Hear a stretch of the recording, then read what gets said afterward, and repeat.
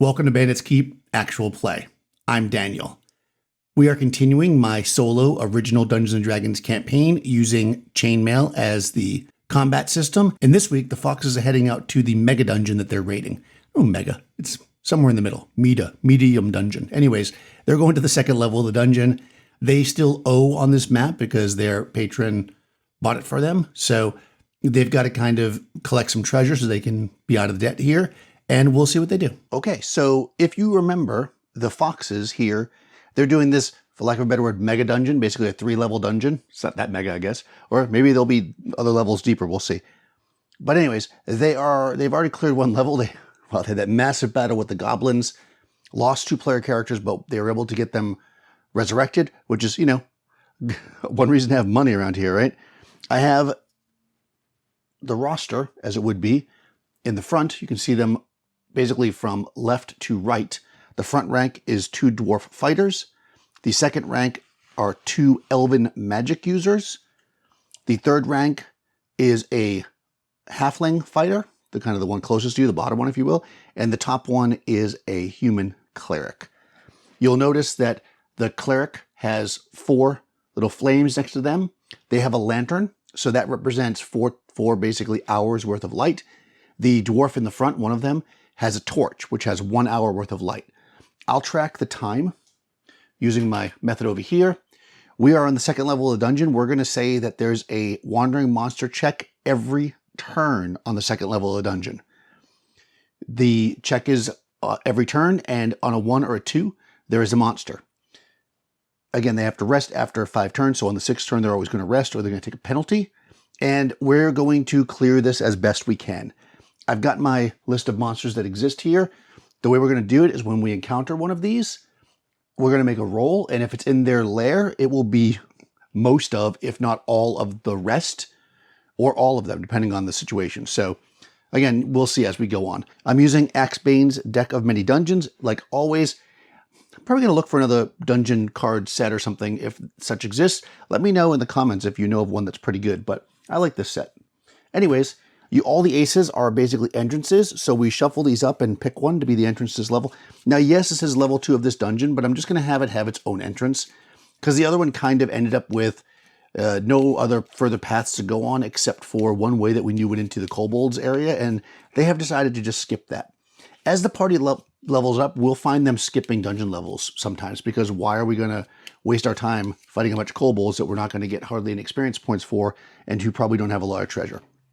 So anyways, I just pick one of these, and that's our entrance. You see that?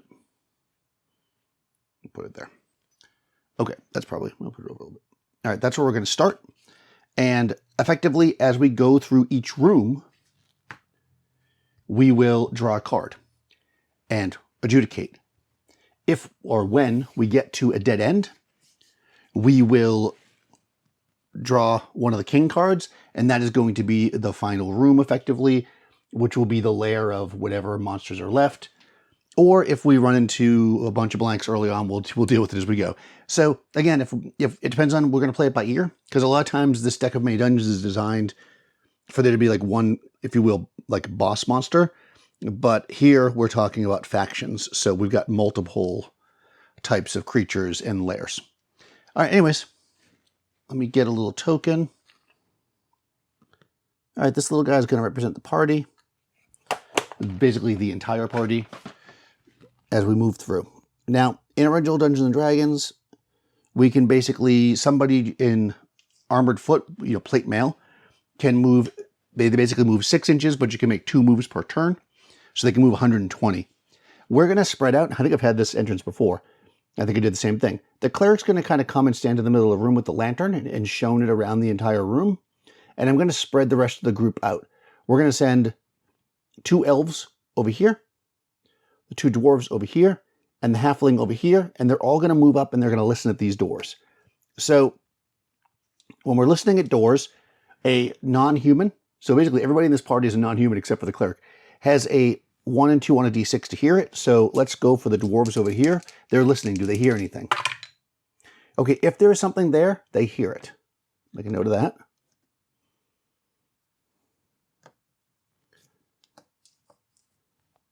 halflings at this door, so there's just one of them. Okay, they do not hear anything, so there's either nothing there or they didn't hear it. And finally, the elves. Okay, they also don't hear anything. So since the dwarf does hear something, if it's there, let's see if there's something on the other side of this door. So well, we'll see what happens. What I normally do with these, all right, so there's a hallway there. So it's unlikely there's anything there, but remember, we check wandering monsters every single turn. So I'm going to roll to see if a wandering monster comes at the end of this turn, which would be in that hallway. Yes, okay, so they hear a monster out there. Let's see, what is it? I have my list here of what it could possibly be. I'm going to roll a d6. 5. Berserkers. Okay, so they hear men talking.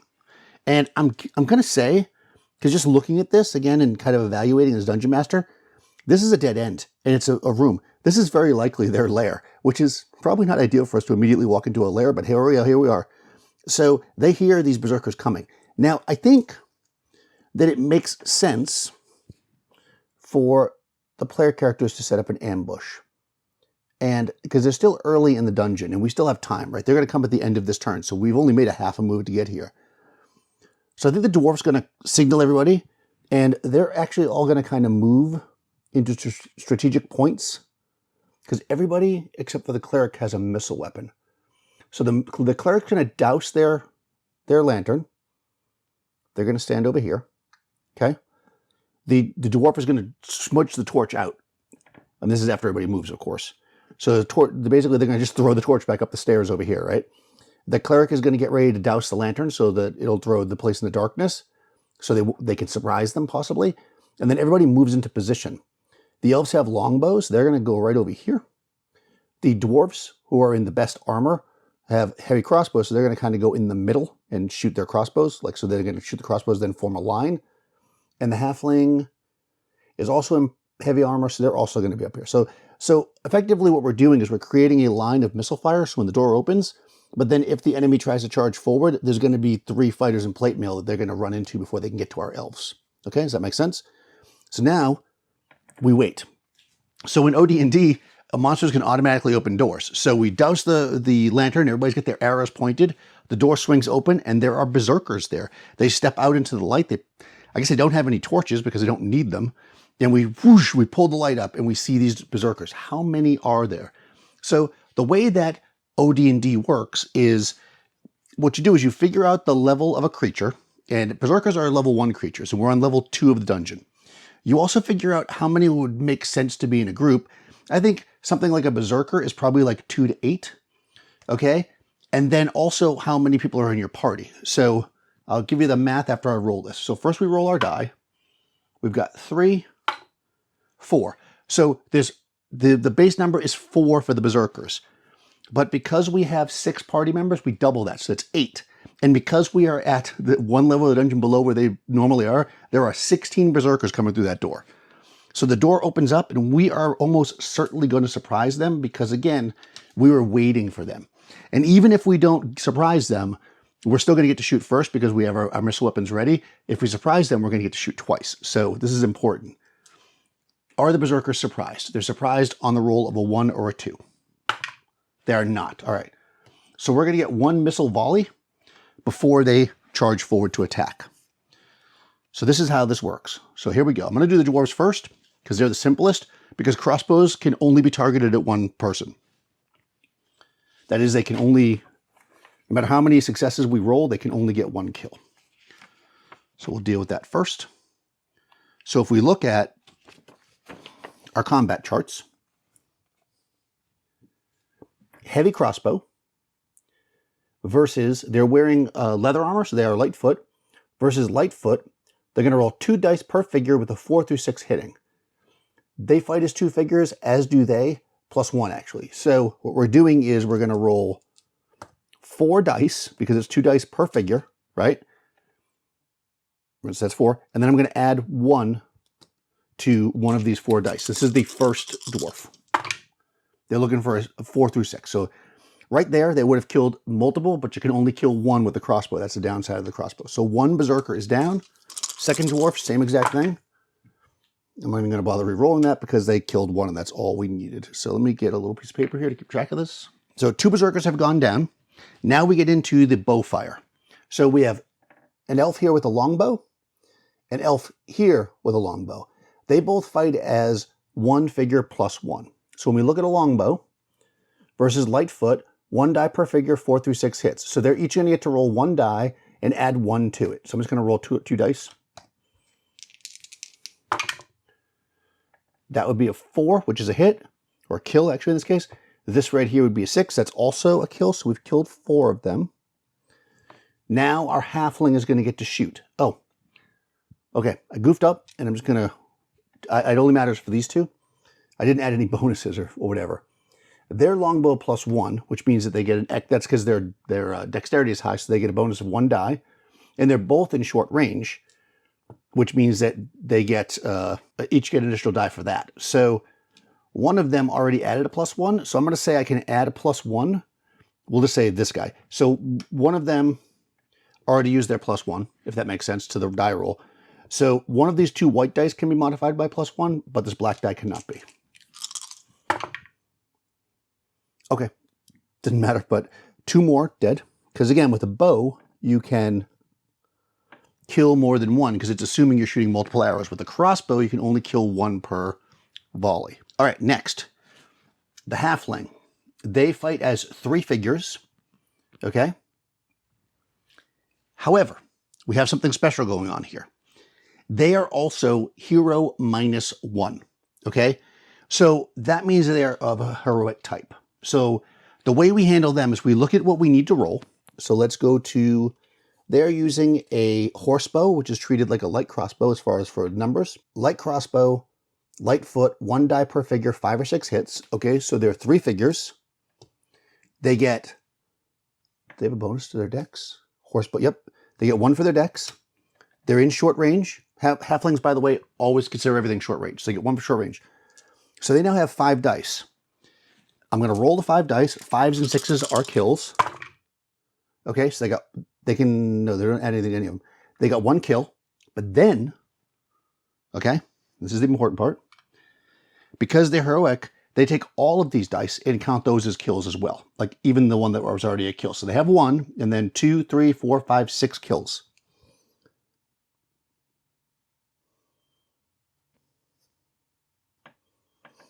Okay, so we have now killed 12 berserkers in the first round of the 16. Now, berserkers get +2 to their morale. They don't never fail morale. So they are treated as heavy foot, which means that they need 33% of their forces to be wiped out to check, but 66% of the forces will make them automatically surrender. That's enough, I believe, right? Because that is, if there's 16 of them and we kill 12, that's 2/3. The remaining 4 drop their weapons and put their hands up in the air. There is a door right here. So I'm going to say there is only a 1 in 6 chance that anybody here heard any of that. And if they did, I'll decide what they're going to do. They did not. So we drag the 4 berserkers out here, and we tie them up, and we kind of put them up there in the corner. Actually, I think at this point, it would make sense since we're right at the entrance. We're just going to bring them outside to our camp area, right? We have a little camp area where we have a camp follower. They're tied up with our, horses. Actually, these guys didn't bring camp followers because they were only walking. So they're just going to bring them outside and tie them up. They're lawful. They're not going to kill them. So we're basically going to, we'll consider that torch gone and we light a new torch and we're just going to consider starting brand new. But the berserker group has lost 16 of their number. Okay, that's pretty good. In addition to that, we know where their lair is. So the question is, should we make a raid on their lair right now? I'm thinking yes. And I think what we're going to do is the following.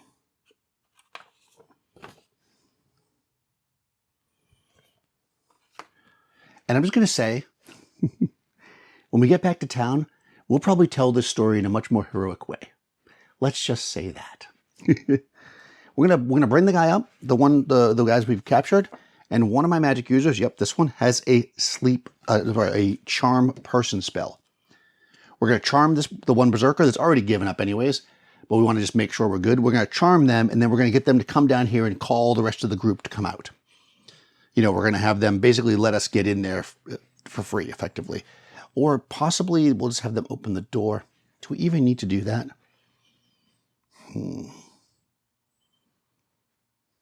Yeah, let's do it. It makes more sense because we can have them just open the door, and then we can just rack out some volleys of missile weapons in there, and then we're going to retreat. We're doing a little guerrilla warfare here because there's a lot of them, and this is a wide corridor, which means that once we, I guess four soldiers up front can hold them, but still it's going to be tough. So we are going to get a berserker, so they get a saving throw. Now, the way Charm Person works in my system is that, in all of the spells really, is that they're based on the spell, not on necessarily the person. You know how like in OD&D or whatever, there'd be a saving throw. You're a 5th level fighter, this is your saving throw. Well, the way these spells work is that the spell itself has the saving throw written inside of it, and it just depends on... So, in other words, each spell could have a slightly different saving throw. So, as far as Charm Person goes, it has, for a normal type, which what they are, is a 10 or better on 2d6. Now, they're actually going to get 2 saves here. They're going to get 1 now to see if we charm them to start off with, which we do. And, you know, we get all the information about their makeup and everything that's going on. But I think betraying their friends is completely going against their nature, and that does trigger another saving throw. So when they get down there and they open the door to basically set us up to have this volley, they're going to get another saving throw. And if they succeed in the saving throw, they're going to instead run inside the room, close the door, and the troop's going to come out ready to fight us. So before we do that, let me just check one quick thing. Because our cleric doesn't have any missile weapons.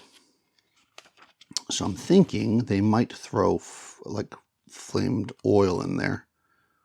Plus torch.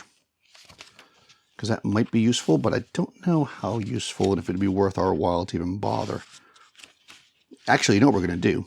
Perflash 4 gel. Okay, so this is what we're going to do. Planning. We're going to have the guy go down here. We're going to basically, follow. The cleric is going to stand right here, like just behind where the archers are, with a couple of flasks of oil. The plan's going to be open the door, shoot as many missile weapons as possible as we can, run back. The cleric on their turn is going to smash the oil across the floor, drop a torch they have in their hand, and then they're going to follow back. Then we're going to form a line at this door. So this is all going to require us to initiative rolls and such. So, but the first roll we need to make is, does the charm break when he gets to the door? Because if it does, that changes everything. It does not. They stay charmed. Then we go down. We have all our missile weapons ready. Boy. They open the door. And I'm just going to point out that, it's fine. They open the door for us. And we, of course, the berserkers are there just hanging out right now. They're not berserk at this point. And we're just going to let loose. Now, the vast majority of them should be in there. So there's 39 berserkers left. I'm going to say 2d6 are not there. 3. Okay. So there's 36 berserkers in this room. Whew. All right. So what the fire is going to do is hopefully stop them from following us. So we'll get an advantage there. But we're going to get surprise on them automatically because of what we did. So we're going to do exactly what we did before. We are going to shoot. And again, because remember I said before, if you have surprise, you can get 2 rounds. We won't be able to because we're going to shoot and then we're going to run. All right, so here we go. No, actually, that's not true. We're going to shoot. And we're going to shoot again. And then we're going to hope that we win initiative. And if we do, we're going to run. If we don't, then basically the dwarves are just going to stand there in the front and block us. All right, here we go. Again, starting with the dwarves, just like what we did before. The heavy crossbows are basically 2 dice per figure, and they are 2 figures each, so they're getting 4 dice. They can add 1 to one of these, 4 or better kills. All right, so that's 1 berserker. I might switch them to regular bows, because while the heavy crossbows are good against large creatures, against something like this, they're just not that good. Well, they're not bad, they're just, it doesn't matter. If it falls out, I usually don't count it. But again, they can only kill one anyways, so they blast their crossbows through a couple of opponents.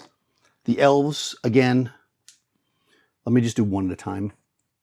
So the elf at the top gets 1 die because they are a man +1. They get 1 die because they are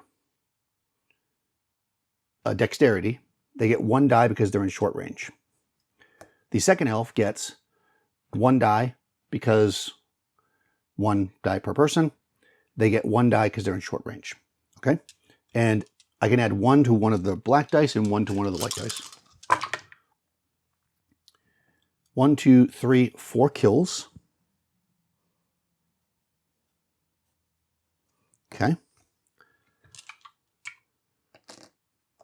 And now finally, again, my halfling in the back gets 1, 2, 3, because they're 3 figures. 1 for the dex, 1 for the range. It's 5. 5s and 6s are kills. Huh, they only got 1 there. That happened last time too, but they get 5 more, so they get 6 kills there.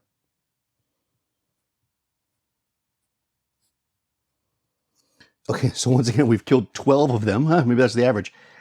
And because it's a surprise round, the regular bows are going to get to go again. The crossbow can't shoot again this round. So I'll just do the halfling because they're here. 1 kill. Again, if they had a longbow, that'd be a bunch of kills, but 1 kill. And then 5 more, so 6 more.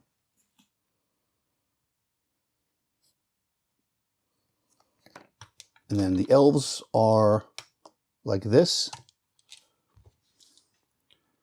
1 for the bow, 1 for the dexterity, 1 for the range, 1 for the bow, 1 for the range. And again, 4 through 6, I can add 1 to this die, so 1, 2, 3, 4, 5 more kills.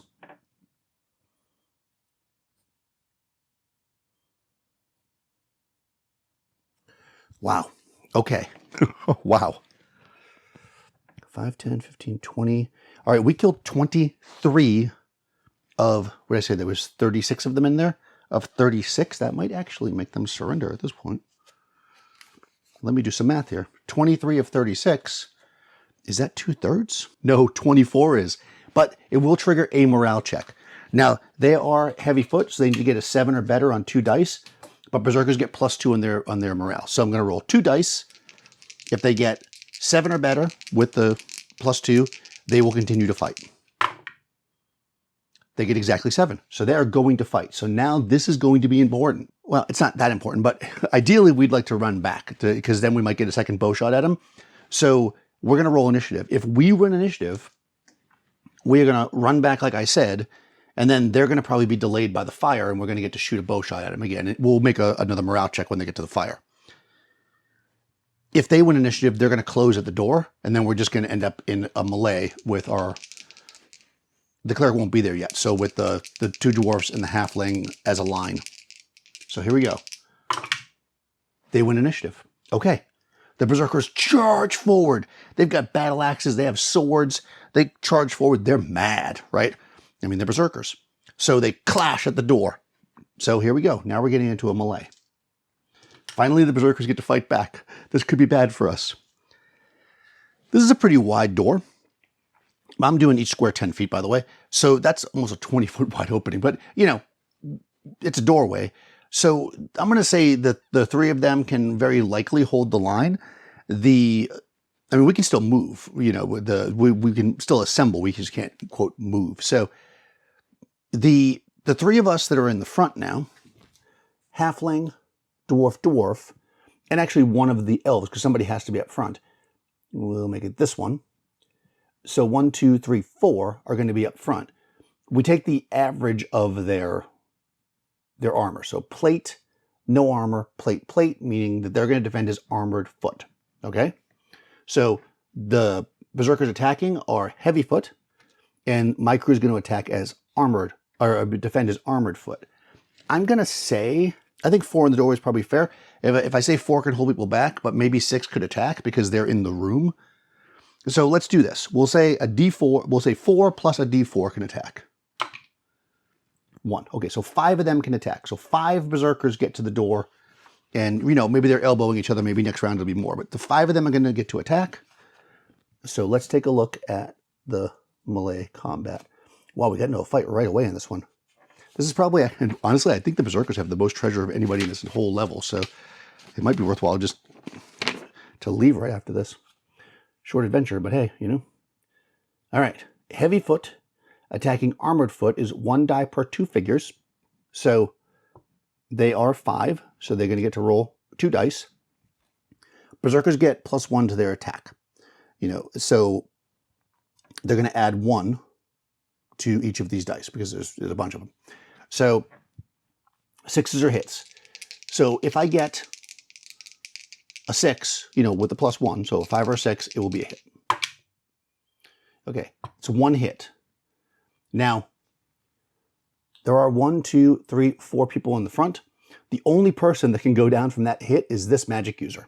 So I'm going to roll 1, 2, 3, 4.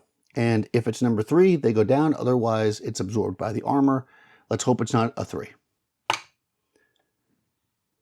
4. Okay, so it's the halfling. The berserkers, maybe they have like a sword. It dings off the halfling's plate mail armor, but doesn't penetrate. And now the party is going to get to retaliate. So they are attacking with a mace, a sword. Well, they probably have their spear out because they're going to step back and get in the back row. So a mace, a spear, so heavy foot, warhammer, heavy foot, battle axe, heavy foot. So this whole group is heavy foot. So heavy foot. Oh, hold on. I was already on the right page. Heavy foot versus heavy foot is 1 die per figure with a 6 hitting. So they are 2 plus 1. So 2 plus, I can add 1 to one of them. They are 2 plus 1. I can roll 2 dice, add 1 to one of them. So I'm going to do that first. Any 6s are kills. 1, 2 kills. Okay, that's actually going to make the morale crack, but we'll finish the whole round. The other, actually I did both of them. That was both of them. The other person up front is this magic user. They are going to get to roll 1 and add 1 to it. They missed. And the halfling, again, because they're heroic type, we figure out how many dice they can throw, which is 3. We throw those dice. No hits, but we get 3 hits because they're heroic.